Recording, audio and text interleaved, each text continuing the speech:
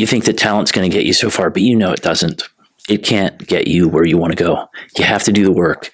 But it's so hard because this sport, hockey, it's year round. It seems like 365 days of this. Where do you get a break? And people can only handle so much relentlessness before they fall apart, or before they get distracted, or before they want some kind of relief or some kind of break. So if you really want to get where you want to get, you have to develop some kind of callous, some kind of toughness. You hear the word grit all the time. Maybe it's overused. But there's got to be something in you that finds a way to get up when you don't want to get up, to handle the bull crap when you don't want to handle it. That's what today's about, developing grit. And that's hard because everyone wants to be gritty when it sounds cool. But do you really want to do it when the times are tough and you have to get up on your first alarm and get up for the early training or do that extra rep when you really don't want to? So that's our focus today.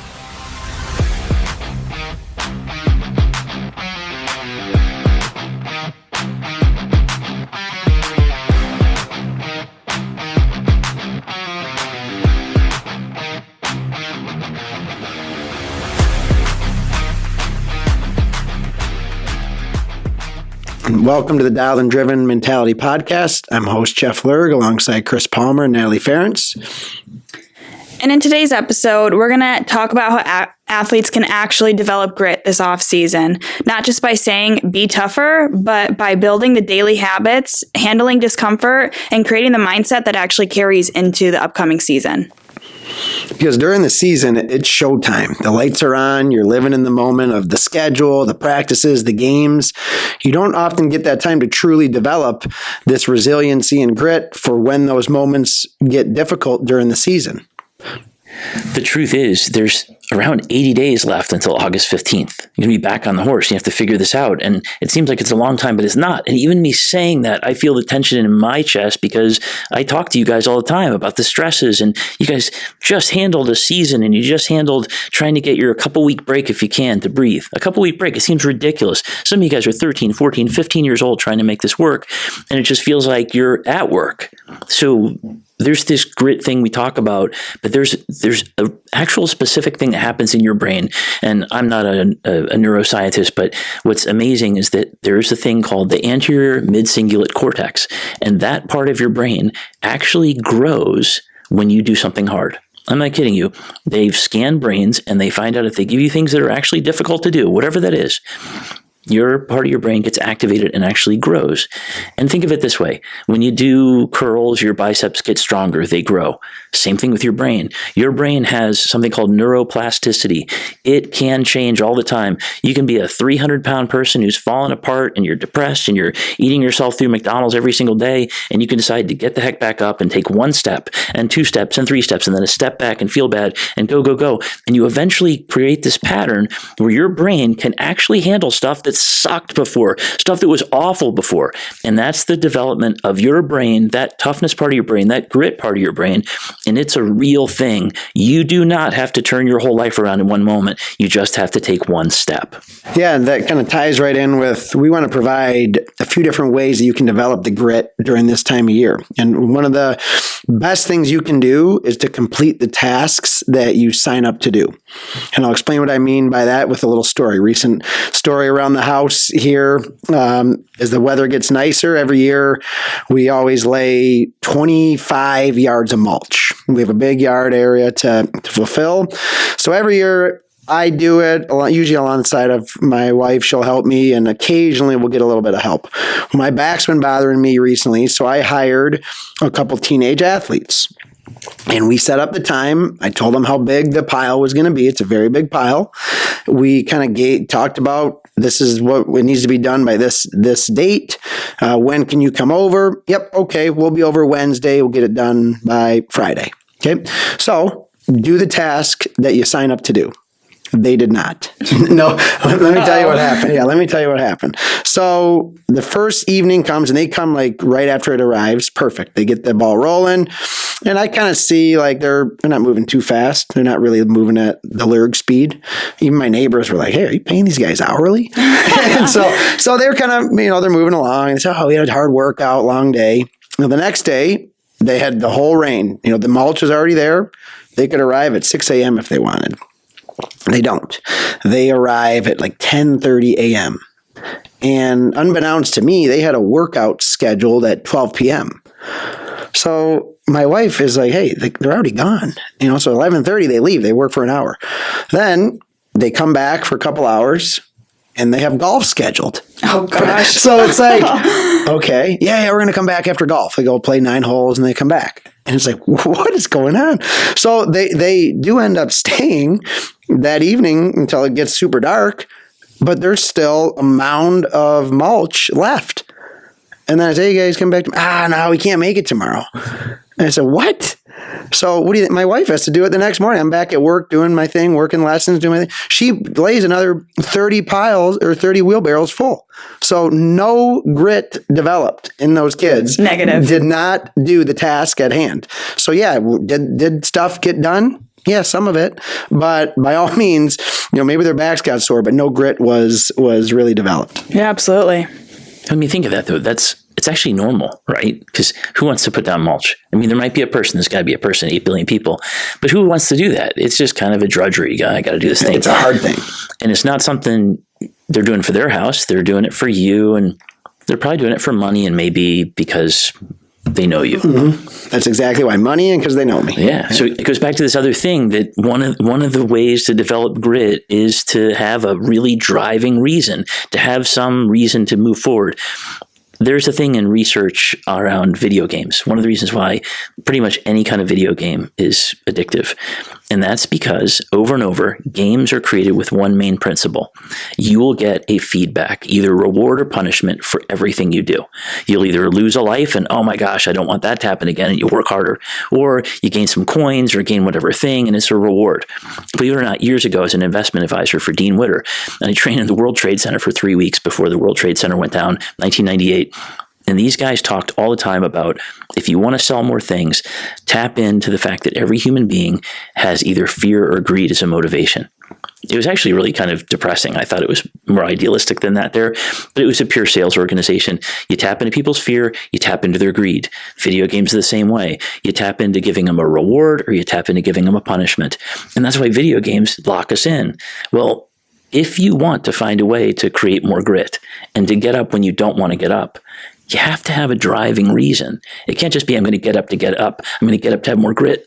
Nobody cares if they have more grit. They care if they're better in hockey. They care if they're better in baseball. They care if they're in better shape or whatever that thing is. Find a reason. Find something that's your North Star that you're driving for. And if you have that, and it's really important, you put it on your mirror, put it on your keychain, put it on your dashboard. You have something that you give such a crap about, then everything that you need to do that's hard, that helps you get there, it makes it easier to do the hard things. But Chris, I'm actually going to kind of argue with you on that video game topic, because actually now video games, you can buy your life back. You can buy more coins. So really, you're not working for anything if you can just use your credit card or mom and dad's cards to buy your success. Yeah, your success. So that grit in video games is wishy-washy nowadays. Yeah. I won't say which one of my kids, but I've got a bunch of them. And I'll say that I've seen something on my credit card before. And yeah, it's hard. There are cheat codes for everything, right? Whether it's AI or whether it's finding codes to get around this and jump to whatever levels. Yeah, it's a real thing. It doesn't change the fact that the core principle is the same, rewards and consequences. But yeah. it is a real thing, though. It is a workaround. Very good analogy, but I had to argue back. Yeah, so that's good. As we've said, everything is changing with the instant gratification. Even video games, you can get it now. Just pay. Sports, you can't. It's just the cold hard fact. But you can still gamify your results in training. That's one way that I used to as a kid, kind of just keep myself engaged because of the delayed gratification in sports. You don't just do one sprint and feel great and then get all the goals you were setting out to accomplish.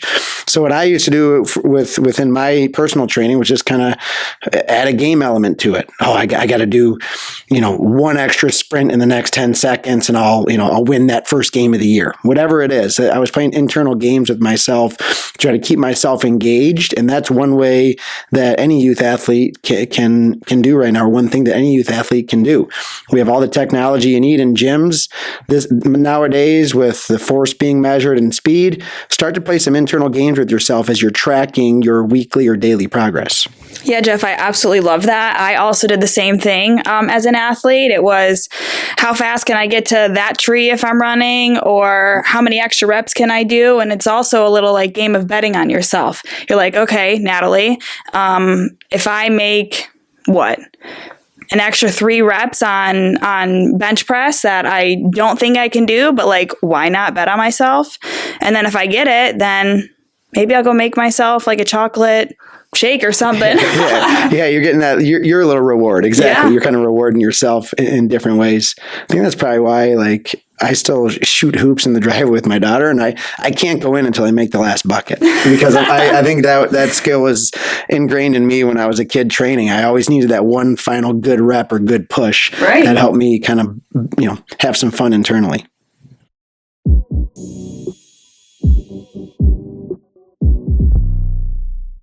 And now a message from our sponsor. Success in sports isn't an accident. It comes from habits and your internal self-belief. I'm Jeff Lerg, host of this podcast. If you're currently a high school athlete, congratulations, you've made it to the small percentage of athletes who make it into the high school age at a competitive level. Do you want to be that 2% that actually makes it to earn a scholarship at the NCAA level? Well, that's the reason that we created the Dialed and Driven Success Formula, to instill discipline, excellence, and a results-oriented mindset.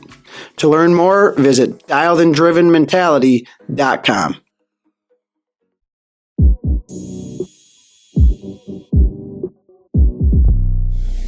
So let's assume you actually still like hockey. Or if you're in another sport listening to this, let's assume you still like this. Let's assume you still have some kind of big dream, whatever that is, whether it's college or NHL, whatever kind of thing. If you still have that, you really, really, really want that. How often are you looking at that as your guide? Is this thing in the back of your head, or is this something you really, really want and you've got it somewhere you can refer to? And during your life, there's going to be distractions. There's going to be things you want to do. There's going to be high school parties. There's going to be things that are just fun to do, which you should do those things and have a life. But there's this thing of cheating, and I want to mention it because you talked, Nat, about how you can cheat in a video game and actually get an advantage. And it seems harmless, right? But maybe it's not. If you do that, any kind of cheating makes it impossible to develop what you need when you're on the ice. Because when it comes down to it, when things are really, really hard on the ice, it comes down to what your programming is.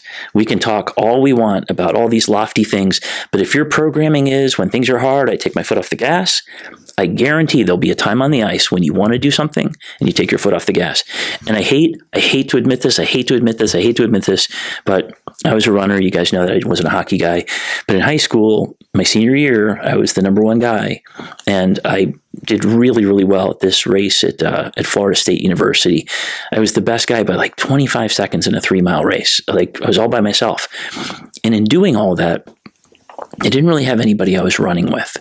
And I never did anything harder than that because I felt like I was doing fine. I was the number 1 guy. But then when I got to state, it got down to what really hadn't been trained. And that's, how can I run when I've got pressure? How can I run when at 2.5 miles, at a half mile to go, somebody's grinding my ass and it hurts and my quads are burning and I feel the lactic acid and I'm worried and, oh my gosh, I was ranked number 1 all year and what am I going to do now? I never trained that. And because I never trained that, I frickin' folded. I folded, and scholarships went away a half mile later. It's incredible. I went from 1st to 5th. It's incredible. It was such a life lesson. You can think you're doing all the right things, but if you are not always trying to push a little bit, at least sometime, to get into the uncomfortable zones, you're not going to be ready when things get uncomfortable. Well, that's a great story, Chris, on grit. Our whole topic of this episode is that you honestly didn't know that you didn't have it until you were faced with it in that race in the state championship. So, I mean, that's really what we're trying to get our message across about getting that grit and training that grit. Because you never know when you're going to need it. And that's exactly when. Well, you got to go through the micro sucks, is what we like to call them, where you're training at an uncomfortable pace, even when no one's pushing you. You know, like, for example, when you're one of the most kind of agonizing physical strength training you can do is holding that plank, holding your core, keeping your hips level, not cheating that. But something that one of my teammates and I used to always do growing up was like, we would hold it longer than the time. So if it was a minute to hold on a plank. I still do that when I work out. Every time, yeah, you got the grit. Yeah, we go for 1 minute and 10. We do 10 extra seconds. I've talked before about doing that extra sprint. If I had 4 reps to do of the 300-yard shuttle, I'd do 4.5, just a little bit more than what was intended that week. So that's one way to do it. Those micro sucks, it's called, is a way to build that up even when things are just rosy and great. You're the first place runner. You still got to find those areas that put you in uncomfortable positions.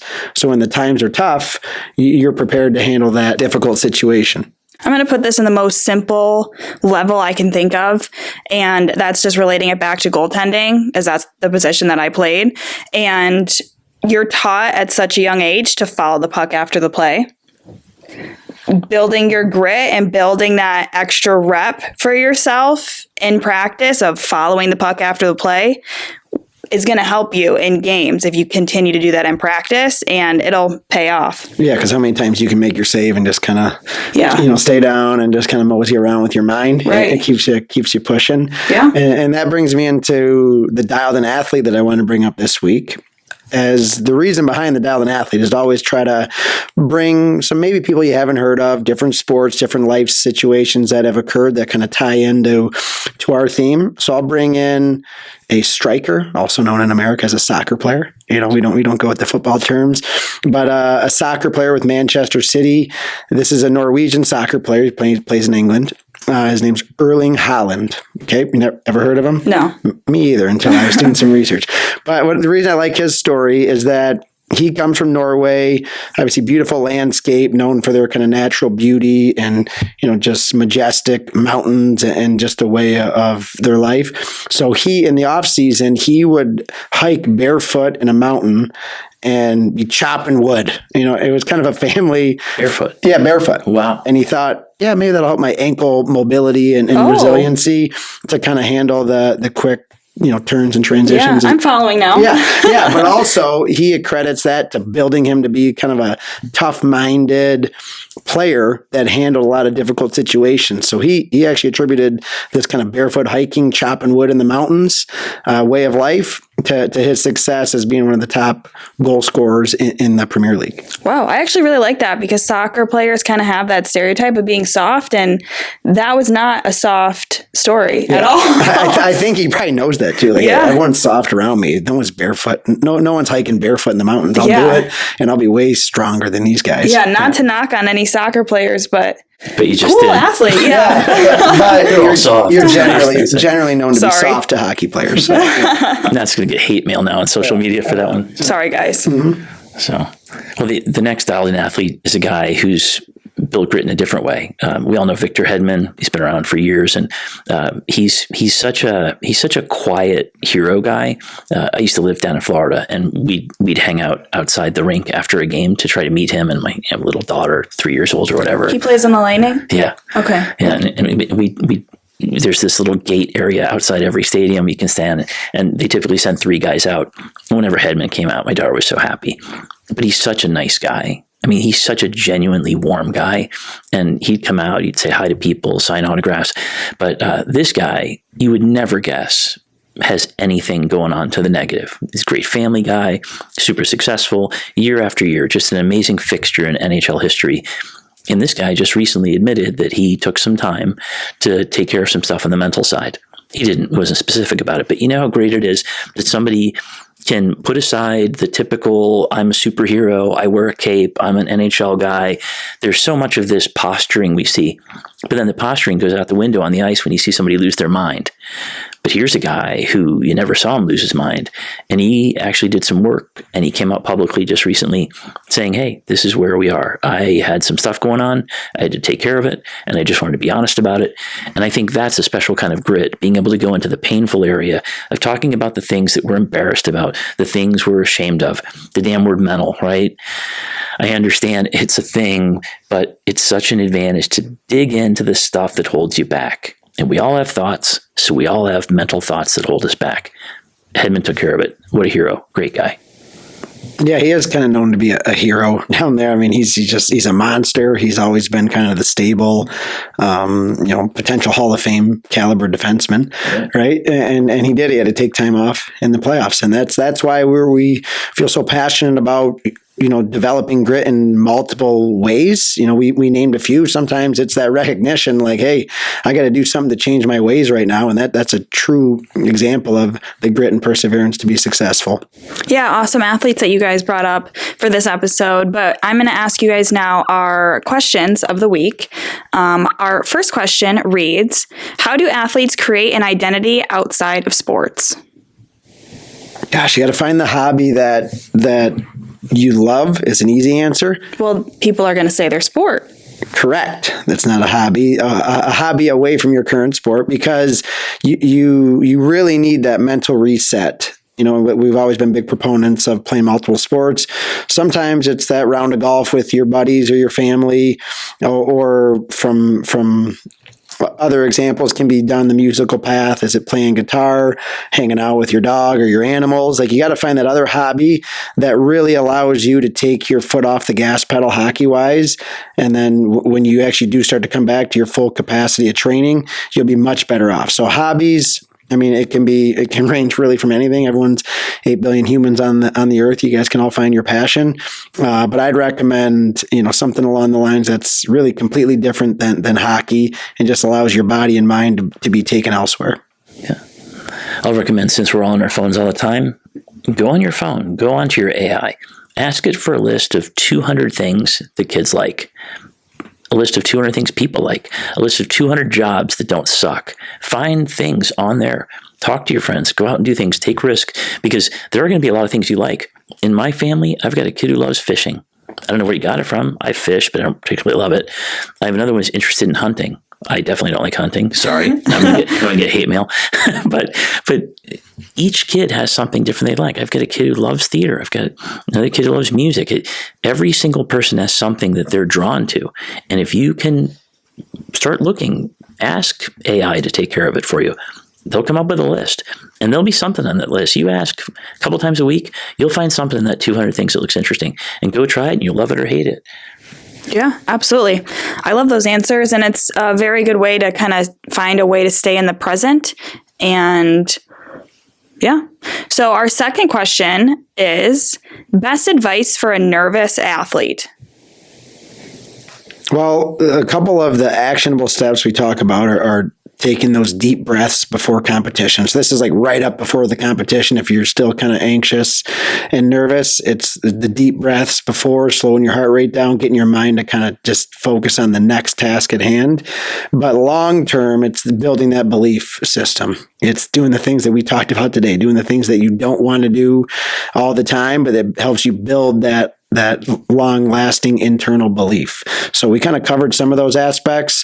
And with that, in order to help our athletes kind of track their measurables, something that we put together is our Champion Habits Guide. So within the guide, it gives you some actionable steps to set and track your small goals, to do the hard things, to maybe watch others who have been there before you. So if you are interested in getting that free guide, the Champion Habits Guide, just go to our website, communicate with the chat function there, and just write the word guide, and we'll send you the Champion Habits Guide. It'll be one way for you to actually have some trackable steps to hopefully build your internal belief in the long term.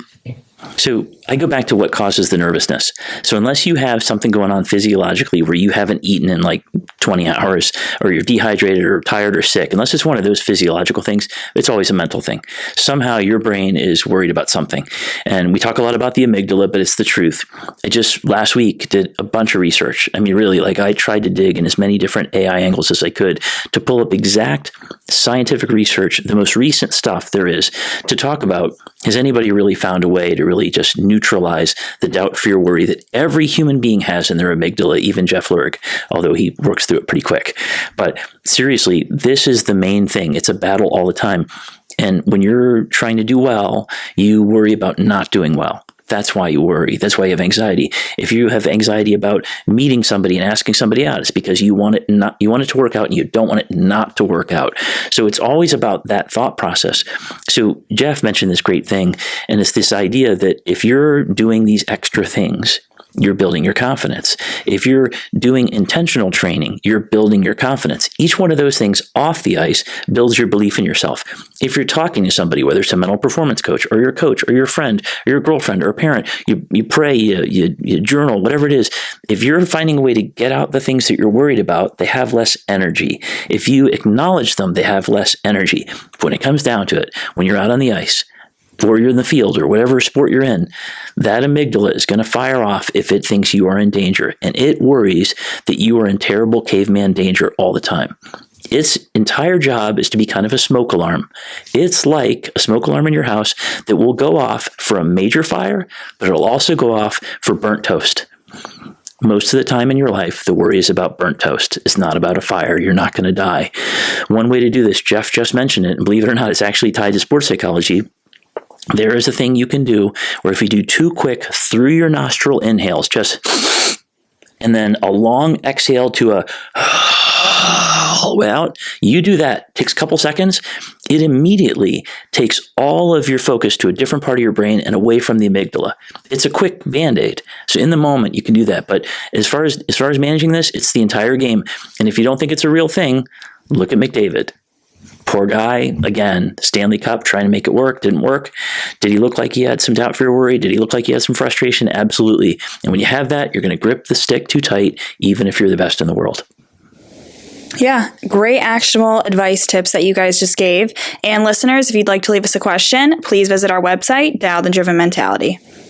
So to wrap up, we are trying to tell you that we understand there's 80 days left before August 15th, 80 days before you're back into the grind. And part of you just wants to take your foot off the gas, and you should, and play some other games and do some other things and go hunting or go fishing or do whatever kind of exploring you want, or hang out with your friends and be a person. But the clock's ticking and it's hard, and you're not going to want to get up, and especially in the summer. So decide what's really important to you. Can you put it on your mirror in your bathroom? Can you put it on your keychain? Can you put it on your dash? Not what I want, not from somebody else wants. What do you want? And if you really, really, really want this, I mean, like, no messing around. This isn't a 7-year-old, 8-year-old dream. It's your current dream. If you're 9, if you're 12, if you're 15, if you're 20, is this still your dream? If it is, just be really clear about the bullseye you're shooting for. And if you do that, that sets the stage. That sets the stage for doing the things you don't want to do. And then if you do that one thing, like, oh gosh, I don't want to get up and do this thing. You do that one thing, that one workout, that one run, that one eating well, that one going to bed at the right time because you got something going on in the morning. You do that one step, and that one step, believe it or not, when it's hard, activates the part of your brain that's the toughness part of your brain. And just like your biceps, just like your quads, when you lift, they get stronger, that part of your brain gets stronger.